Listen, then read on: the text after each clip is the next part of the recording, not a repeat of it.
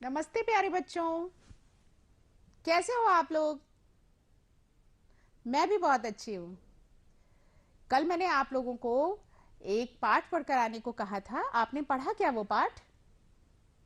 हाँ, इसके पहले हमने बस की यात्रा का पाठ पढ़ा था और वो साहित्य की एक विधा थी, व्यंग विधा। अब हम एक नई विधा से आपका परिचय कराने वाले हैं, संस्मरण विधा। और इसलिए मैंने आपसे कहा था कि आपको वह पाठ जो आज हम पढ़ने वाले हैं उसे पढ़ कर आना है। कौन कौन पढ़कर आया है? हाथ उठाओ। बहुत सारे लोग पढ़कर आए हैं। अरे वाह! तब तो आज बहुत मजा आने वाला है इस पाठ में। अगर आपने इस पाठ को पहले से ही पढ़ लिया होगा तो जैसे जैसे मैं पाठ के बारे में बताती जाऊंगी आपके दिमाग में दोबारा वो चीजें फिर से पुनर्सृजित होंगी, नए तरीके से आएंगी कि हाँ, मैंने ये पढ़ा था और मैम इसको अब पढ़ाने जा रही हैं। तो जो पाठ हम पढ़ने जा रहे हैं उसका आपको नाम पता है? हाँ, जब पढ़कर आए हैं तो नाम पता ही होगा।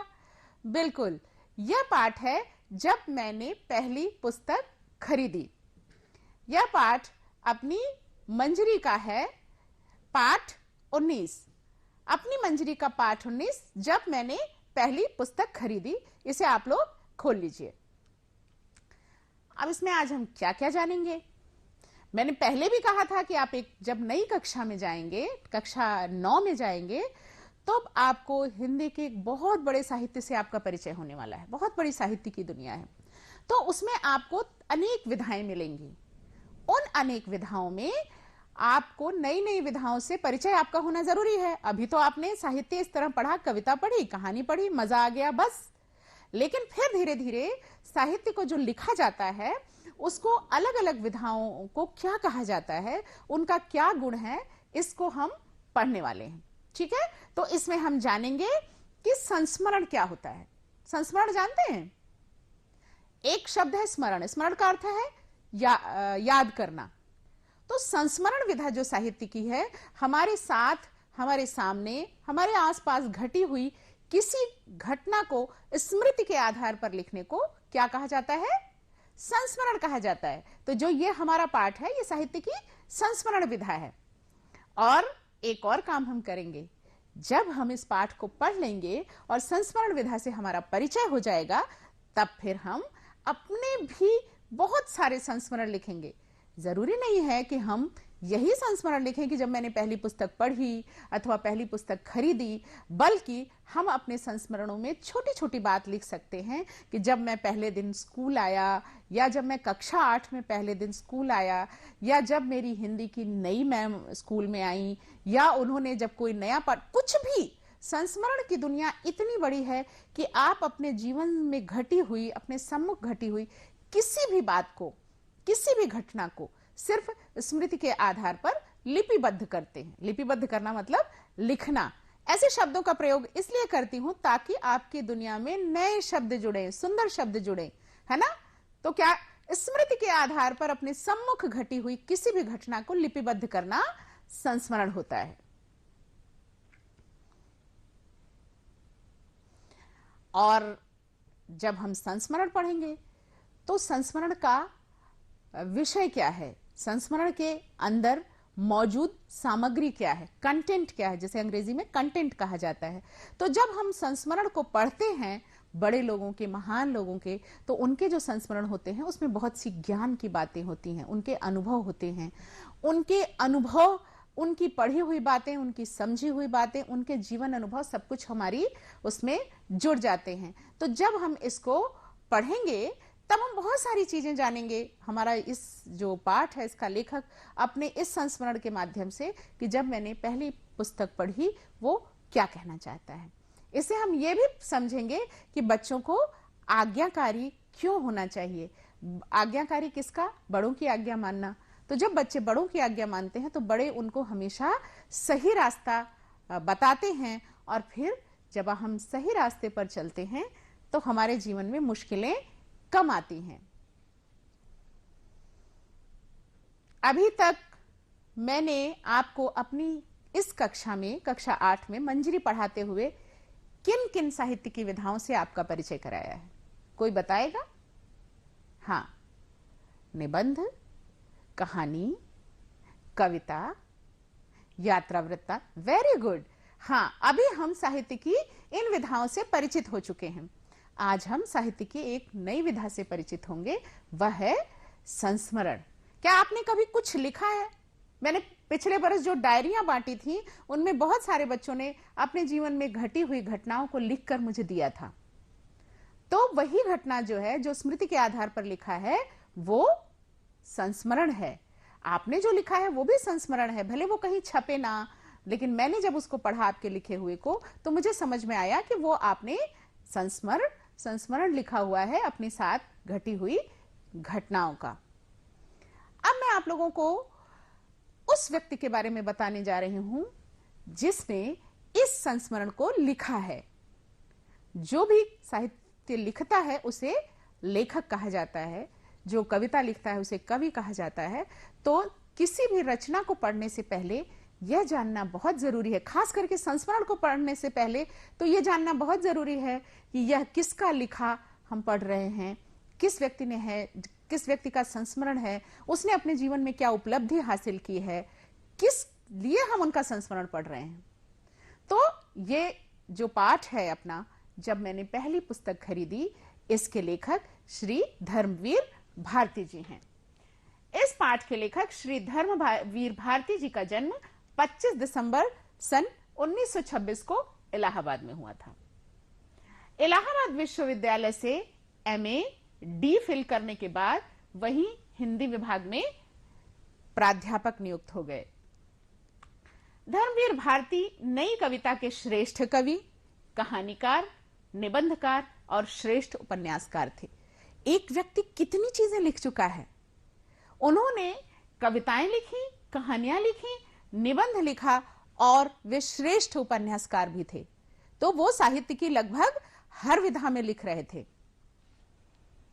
अंधा युग, कनुप्रिया, ठंडा लोहा और 7 गीत वर्ष आपके प्रमुख कविता संग्रह हैं। कविता संग्रह बताया था ना मैंने, जिसमें किसी की लिखी हुई कविताओं का संग्रह जिस किताब में होता है उसे कविता संग्रह किया जाता है। और धर्मवीर भारती की अंधा युग और कनुप्रिया, ठंडा लोहा, 7 गीत वर्ष उनके बहुत महत्वपूर्ण कविता संग्रह हैं। सूरज का 7वां घोड़ा और गुनाहों का देवता आपके प्रमुख चर्चित उपन्यास है।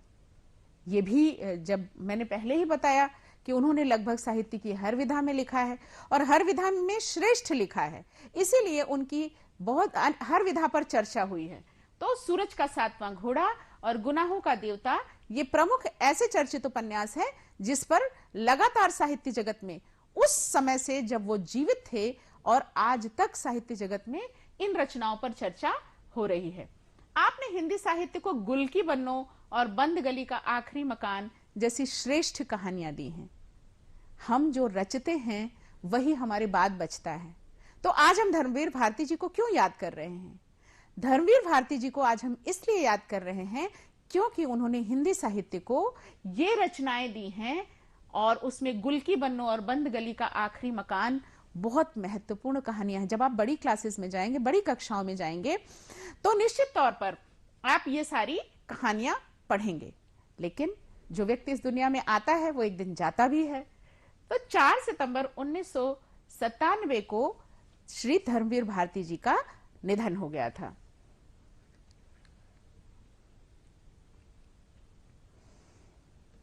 ये बात तो मैंने पहले ही आपको शॉर्ट में बता दी है ना, कि संस्मरण क्या है।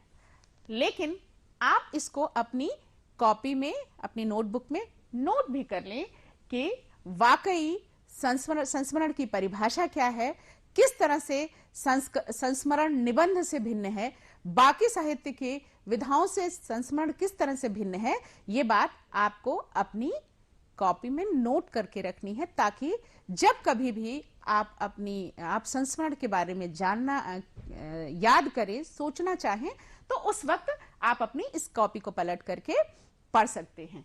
मैं इसको पढ़ रही हूं। प्रस्तुत लेख साहित्य की संस्मरणात्मक निबंध की शैली में लिखा गया है। स्मृति के आधार पर किसी विषय पर अथवा किसी व्यक्ति पर लिखित आलेख संस्मरण कहलाता है। संस्मरण को साहित्यिक निबंध की एक प्रवृत्ति भी माना गया है। व्यापक रूप से संस्मरण आत्मचरित के अंतर्गत लिया जा सकता है। अब इस लाइन का क्या अर्थ हुआ? व्यापक रूप से संस्मरण आत्मचरित्र के अंतर्गत लिया जा सकता है। इसका अर्थ यह हुआ बच्चों कि जब हम आत्मचरित्र लिखते हैं, हम आत्मचरित्र मतलब अपने बारे में, अपने जीवन के बारे में लिखते हैं। जब मैं आपको जीवनी विधा के बारे में बताऊंगी तब आत्मचरित्र के बारे में बताऊंगी, लेकिन अभी इतना समझिए कि जब कोई आत्मचरित्र लिखता है तो उसमें उसके जीवन के संस्मरणों के छोटे छोटे टुकड़े जुड़े होते हैं। तो यही इसमें कहा जा रहा है कि आत्मचरित्र के दृष्टिकोण, किंतु व्यापक रूप से संस्मरण आत्मचरित्र के अंतर्गत लिया जा सकता है। अगर हम इसको बड़े कैनवस पर देखें तो संस्मरण आत्मचरित्र के अंदर आते हैं, लेकिन इसमें लेखक का मुख्य उद्देश्य अपने जीवन का, आत्मचरित्र में लेखक का मुख्य उद्देश्य अपनी जीवन कथा का वर्णन करना होता है। इसमें कथा का प्रमुख पात्र स्वयं लेखक होता है। संस्मरण लेखक का दृष्टिकोण भिन्न रहता है। संस्मरण में लेखक जो कुछ स्वयं देखता है और स्वयं अनुभव करता है उसी का चित्रण करता है। लेखक की स्वयं की अनुभूतियां तथा संवेदनाएं संस्मरण में अंतर्निहित होती हैं। इस दृष्टि से संस्मरण का लेखक निबंधकार के अधिक निकट होता है। वह अपने चारों ओर के जीवन का वर्णन करता है। इसमें पूरा यह कहना है कि हम कैसे अलग करें निबंध, संस्मरण, आत्मचरित्र। तो जो संस्मरण है वो निबंध के अधिक नजदीक होते हैं। आत्मचरित्र से के दृष्टिकोण से संस्मरण के लेखक का दृष्टिकोण थोड़ा भिन्न होता है।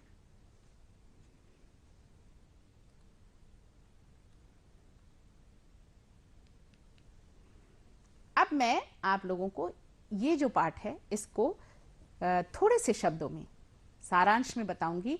आपकी किताब के पन्ने अभी मैंने पलटे, तेजी से पलटे, लेकिन आप इसको धीरे धीरे पलटकर आराम से फिर से पढ़ेंगे। एक बार आप पढ़ कर आए हैं, अब दोबारा से पढ़ेंगे। मैं इसको आपको संक्षिप्त में बताती हूं।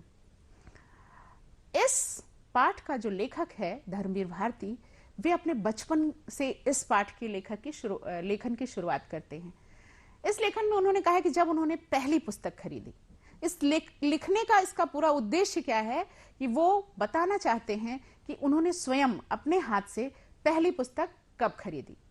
इसमें धर्मवीर भारती जी बताते हैं कि जब उनके पिता, जब वो पैदा हुए, जब उनका बचपन था, उस समय समाज में आर्य समाज का बहुत प्रचलन हो चुका था और आर्य समाज एक आंदोलन के रूप में समाज में विकसित हो रहा था। उनके पिताजी आर्य समाजी थे और उनकी माता भी एक बहुत बड़ी समाज सुधारिका थी और महिलाओं के लिए स्कूल चलाती थी और आर्य समाज के जो कार्य थे उसमें रत थी। वो बताते हैं कि उनके पिताजी जब वो पैदा ही नहीं हुए थे उसके पहले ही गांधी जी के आह्वान पर सरकारी नौकरी छोड़कर आर्य समाज और समाज सुधार के कार्यों में संलग्न हो चुके थे। उनके पैदा होने के बाद उनके घर में बहुत सारी आर्थिक दिक्कतें थी। जब पिता के पास उनकी नौकरी नहीं थी, लेकिन और माता जो है वो विद्यालय चलाती थी जिसमें उनको वो कुछ पैसे नहीं लेती थी, तो इस तरह घर में आर्थिक बहुत दिक्कत थी। उसके बावजूद उनके माता पिता किताबों का महत्व जानते थे, पुस्तकों का महत्व जानते थे। तो धर्मवीर भारती जी के बचपन में उनके घर में बहुत सारी किताबें आती थी। तो किताबें इस तरह से मंगाई जाए, जिस घर में पैसों की भी तंगी हो तो वो अपनी मूल जरूरतों के साथ साथ बहुत सारी पत्र पत्रिकाएं उनके घर में आती थी, जिसका उन्होंने इस पाठ में वर्णन किया है।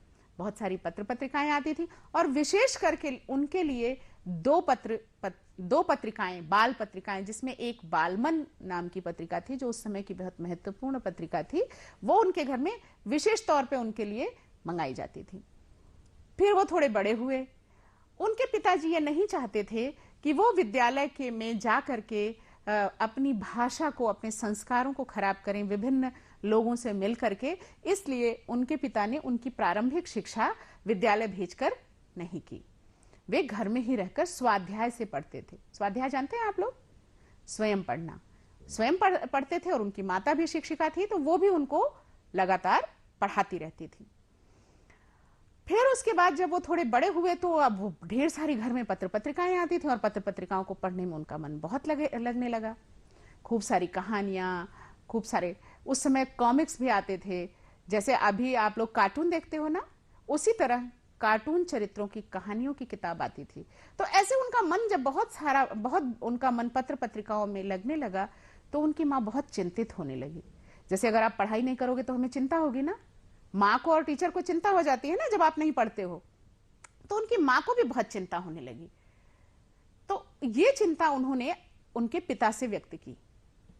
तो एक दिन उनके पिता उन्हें वहां के एक बहुत फेमस हलवाई की दुकान पर ले गए और एक कुल्हड़ अनार का रस पिलाया। जैसे हम आपसे कुछ आपको पुरस्कार देते हैं अच्छे कार्यों के लिए, या फिर आपको प्रोत्साहित करने के लिए किसी भी कार्य के लिए हम उसके पूर्व ही पुरस्कार देते हैं। तो पुरस्कार के तौर पर उनके पिता ने उन्हें एक कुल्हड़ अनार का रस पिलाया और कहा कि मुझे वादा करो कि जैसे तुम अन्य पत्र पत्रिकाओं को पढ़ते हो, अन्य किताबों को पढ़ते हो, इतने ही ध्यान से तुम अपनी विषय की, अपनी कक्षा की, अपने पाठ्य पुस्तकों को, पाठ्यक्रम की पुस्तकों को पढ़ोगे, ताकि तुम्हारी माँ की चिंता दूर हो सके।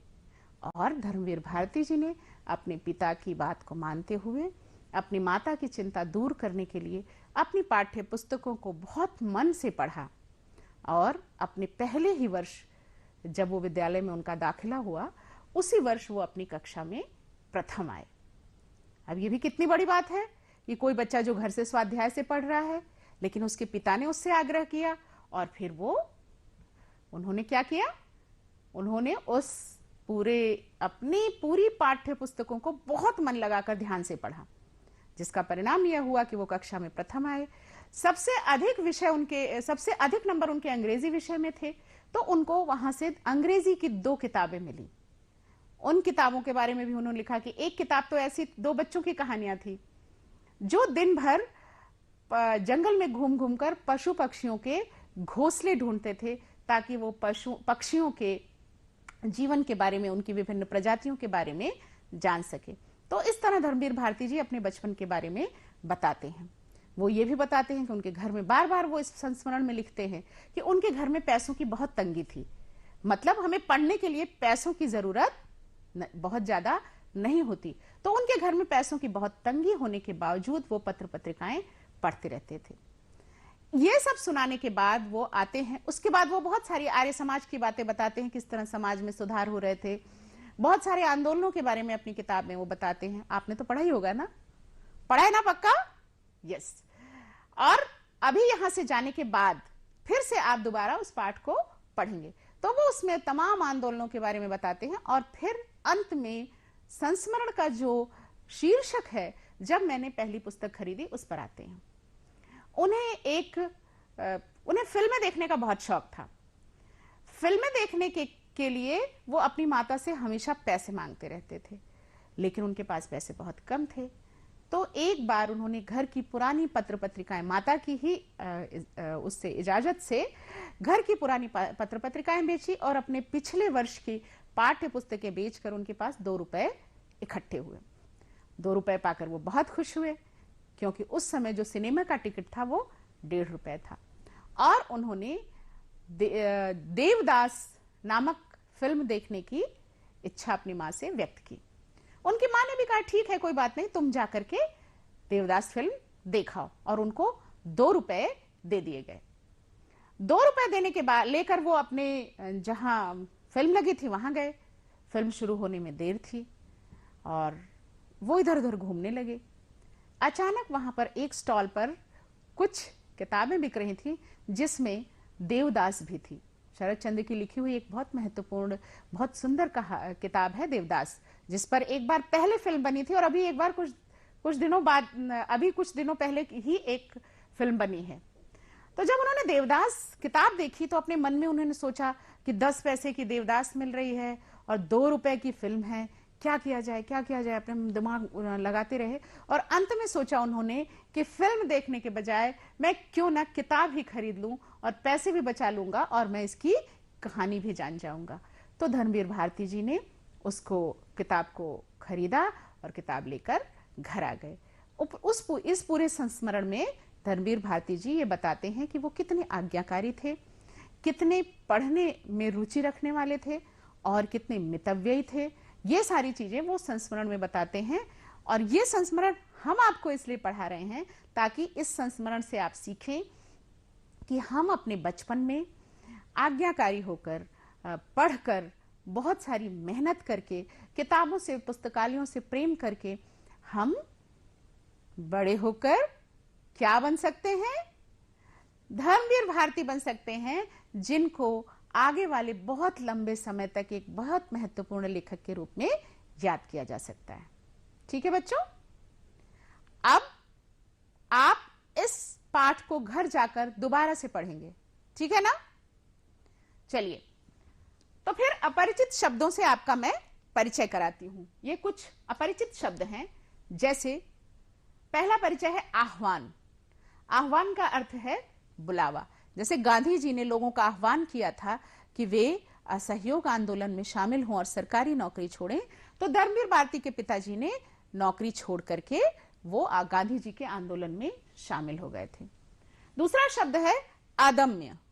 अदम्य का अर्थ है जो दबाया ना जा सके, जिसको हम चाह कर भी, जैसे आपका बहुत मन कर रहा हो, बहुत ज्यादा मन कर रहा हो कोई चीज खाने का, कहीं घूमने का, और आपके पेरेंट्स आपको बहुत रोक रहे हों, लेकिन आप उस इच्छा को दबा न सकें और वो काम करें।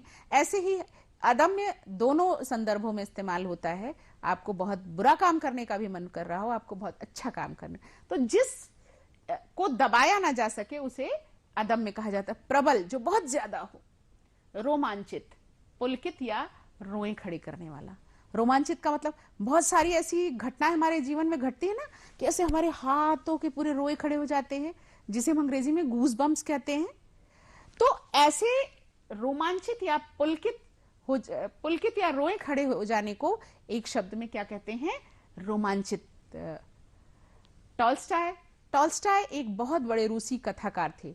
अगर आपकी कहानियों में रुचि हो तो आप टॉल्स्टॉय को अपना जो पुस्तकालय है विद्यालय का, उसमें टॉल्स्टॉय की कहानियों की एक किताब है। तो अगर और आपको टॉल्स्टॉय से परिचय करना हो तो आप टॉल्स्टॉय की लिखी हुई कहानियां पढ़ सकते हैं, जो बहुत सुंदर, बहुत अच्छी नैतिक मूल्यों की कहानियां लिखते हैं। Victor Hugo. अब चूंकि हम इसमें लेखकों की बात कर रहे हैं, किताबों की बात कर रहे हैं, किताब खरीदने की बात कर रहे हैं, पुस्तकालय की बात कर रहे हैं, तो विभिन्न देशों के बड़े लेखकों से हमारा परिचय बहुत आवश्यक है। तो विक्टर ह्यूगो भी एक बहुत बड़े फ्रांसीसी कथाकार थे। मैक्सिम गोर्की एक रूसी कथाकार थे। इश्यू कराना का अर्थ है निर्गत कराना। तो इश्यू कराना, जैसे कहते हैं हम, आपके पुस्तकालय में आप आते हैं ना हमारे पास कि मैडम ये किताब हमें लेनी है, तो वो किताब आप लेते हैं और एक रजिस्टर में नोट हो जाता है आपका नाम, और फिर आप वो किताब अपने घर ले जाते हैं। इसे एक शब्द में कहते हैं इश्यू कराना। मुझे उम्मीद है कि आपको ये पाठ बहुत पसंद आया होगा। तो ये पाठ आप लोगों को बहुत पसंद आया होगा। इस पाठ को आप घर जाकर पढ़ेंगे, अभ्यास के लिए जो दिए गए प्रश्न हैं उन पर कार्य करेंगे। फिर हम अगली कक्षा में दोबारा मिलेंगे। तब तक के लिए आप सबको बहुत प्यार, बहुत सारा आशीर्वाद। नमस्कार।